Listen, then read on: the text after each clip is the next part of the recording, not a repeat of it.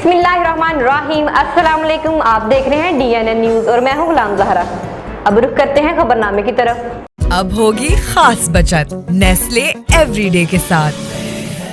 अब रुख करते हैं सियालकोट का। अमरान अशरफ की रिपोर्ट के मुताबिक सियालकोट थाना हेडमराला में तैनात SHO काशिफ नियाज भट्ट किसी तारफ के मुताज नहीं। तफसीलात के मुताबिक इस थाने की हदूद में 72 गाँव आते हैं। इनके थाने में टोटल 12% तैनात हैं। नफरी कम होने के बावजूद इनके इलाके में इस चीज़ का खौफ हरासा बहुत है कि SHO हेडमराला किसी भी गैर कानूनी काम में मुलव्वस जराइम पेशा लोगों को हरगिज़ रियायत नहीं देते हैं।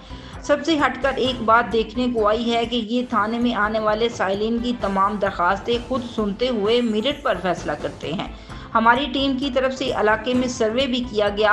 इलाका मकीनों का कहना था कि हमने शुक्र अदा किया कि ये लगे हैं। जराइम पेशा अफराद इलाका छोड़कर भाग गए हैं।